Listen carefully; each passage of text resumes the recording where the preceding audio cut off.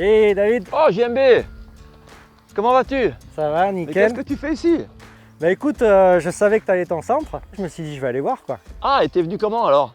Mais moi j'ai l'Africa Twin Adventure Sport, mais j'ai vu qu'ici on était vraiment en mode off-road, hein. Donc tu roules avec quoi toi? Voilà, moi je roule avec la Standard.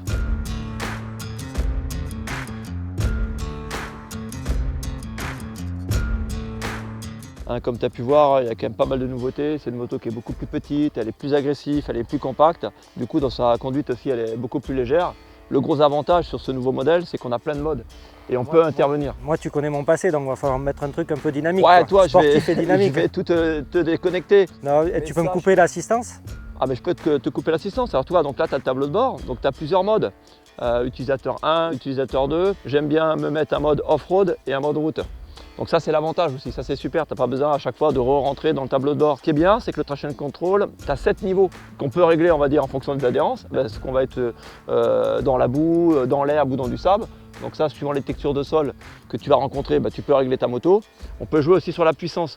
Mais moi je te l'avoue, par rapport au traction control, quand je roule avec mon Adventure Sport sous la pluie, moi je le mets hein, parce que des fois tu as vite fait de te faire surprendre à la sortie Ouais, d'un voilà, virage, ça quoi. évite de te faire surprendre. Bon, là, c'est exactement pareil dans la terre, d'où l'importance d'avoir tous ces niveaux de contrôle, hein, puisque en fonction de ton niveau et de ton ressenti, tu peux vraiment régler la moto. Et ça, je trouve que ça, c'est vraiment bien. Il y a aussi un système anti-wheeling.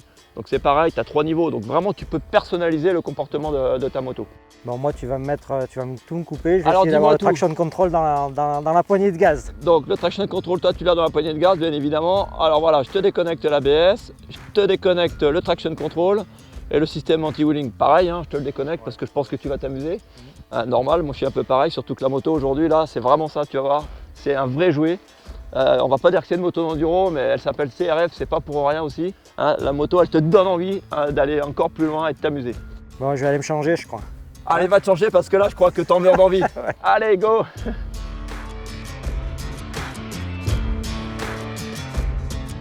T'as mis combien de temps alors pour venir? Ben, j'ai mis 4h30, mais bon, la route, là, j'en ai un peu marre, donc j'ai envie de rouler en tout terrain. Tiens, regarde, on passe devant, là, c'est le motel avec la boîte DCT. Ah, parce que tu fais rouler aussi, tu roules en DCT, donc sur le tout terrain aussi. Ouais, c'est super parce que du coup, les clients qui n'ont pas forcément une grosse expérience tout-terrain pour démarrer, c'est vraiment super.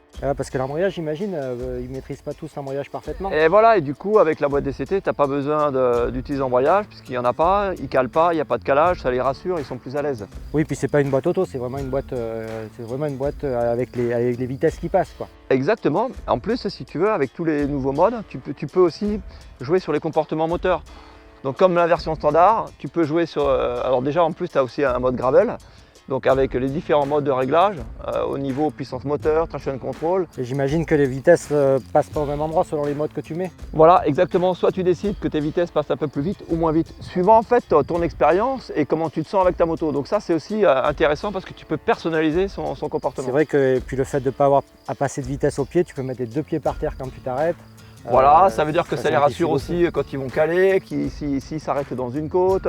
Donc déjà, je dirais que pour la première approche, tout terrain, c'est top. Mais tu sais, mais moi, j'adore aussi rouler avec, hein, parce que finalement, cette moto, elle est super fun.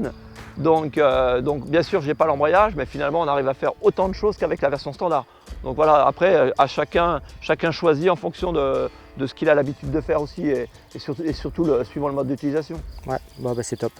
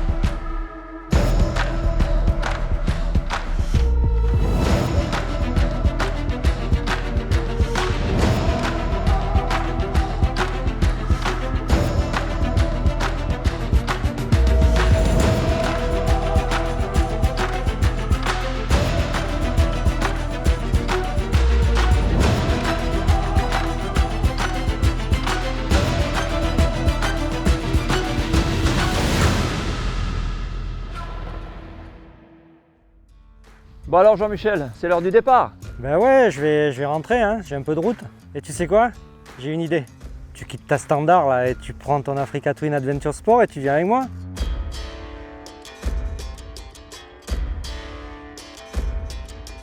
Bon, maintenant, Jean-Michel, on va prendre la route. J'aimerais un peu que tu m'expliques les différents réglages que toi tu utilises sur l'Adventure Sport. Bon, déjà, tu as le premier truc, c'est la puissance moteur que tu vas utiliser. Parce que quand même, tu vois, quand tu sors des virages, tu aimes bien que ça renvoie, quoi. Moi, honnêtement, je roule toujours avec la puissance maximale parce qu'après, je gère à la poignée de gaz. Après, honnêtement, quand on est sur des routes assez glissantes et que c'est humide, je réduis un peu. Tu préfères réduire un peu? Ouais, parce que c'est plus facile à piloter. Tu as le traction control aussi. Alors moi, sous la pluie, je l'utilise bien, quoi. Je le mets. Mais ça, je le règle en fait au fur et à mesure selon l'adhérence de la route parce que comme c'est très accessible, même en roulant, tu appuies sur le bouton ici, là, et crac, tu descends ton traction ou tu le remontes. Donc ça, tu peux l'adapter en fonction des conditions de route. Frein moteur, on ne dirait pas, tout le monde dit ouais, on s'en fout du frein moteur, mais quand tu es dans un col que tu descends, c'est bien, ouais. Ouais, parce que ça te tient la moto, en fait, ça te tient l'arrière un peu, tu vois. Et ouais, donc ça crée des appuis, ça stabilise. Le frein moteur, c'est toujours constant. Dès que tu vas couper les gaz, ta moto, elle va se ralentir un petit peu. Et ça, c'est agréable. Donc ça, c'est pareil, ça se règle. Si tu fais beaucoup d'autoroutes, beaucoup de routes plates, tu vas pas mettre beaucoup de frein moteur. Mais quand tu es dans l'école, c'est quand même bien agréable. Et là, le modèle Adventure Sport, il est équipé de quel type de pneumatique? Alors là, tu vois, par rapport à l'Africa Twin Standard que tu utilises beaucoup, là, on est en tubeless. Donc c'est une moto qui est faite vraiment pour l'aventure, pour aller loin. Et c'est vrai que le tubeless, déjà en cas de crevaison, c'est beaucoup plus facile à réparer. Ça te permet de rouler un peu, pas en basse pression, mais avec une pression un peu plus petite dans les cailloux, tout ça. Donc tu ne peux pas pincer parce qu'il n'y a pas de chambre à air. Donc ça a quand même des gros avantages pour l'aventure et pour aller loin, quoi. Ah, on a oublié un truc, c'est l'ABS. C'est comme sur la terre, tu déconnectes que l'arrière. Ouais, il y a toujours un peu d'ABS sur l'avant est comme le standard. Voilà, l'avant est jamais déconnecté et honnêtement l'ordinateur il fait un bon boulot sur le frein avant. Parce qu'au début on a tendance à dire ouais moi l'ABS j'en ai pas besoin, je l'ai dans les doigts, je suis un bon. Une petite plaque d'humidité est vite arrivée, sur la route, tu vois une ligne blanche qui est humide et tu as vite fait de se faire surprendre et il est tellement efficace que moi des fois je le sens il marche et j'ai pas fait gaffe, quoi. J'ai pas eu le temps de relâcher que déjà il a... C'est super sécuritaire. Ouais, franchement c'est bien. Alors les suspensions, alors là c'est génial parce que sur ce modèle-là, donc tu as les suspensions qui sont pilotées par l'ordinateur. On peut faire ses configurations personnelles, donc avec une personne à bord. Il y a des options avec 2 personnes à bord et bien sûr avec 2 personnes et la bagagerie. Et tout ça c'est réglable, chaque option, bon il y a des options qui sont pré-réglées pour faciliter la prise en main. Mais il y a aussi des modes utilisateurs où tu peux vraiment personnaliser. Ça c'est super. Et ça c'est super important parce que selon le poids que tu as, tu ne veux pas te retrouver avec une moto qui est tout sur l'arrière, avec l'avant qui est très léger, ça c'est hyper désagréable. Donc du coup tu peux faire tes réglages et ça c'est vraiment bien. Ouais, comme tu vois, donc c'est une super routière et ça permet d'avaler des kilomètres dans un confort incroyable. Ouais, mais on peut faire du trail aussi avec. Ah, mais bien sûr, sans concession, on peut faire du trail. Go, allez, on y va.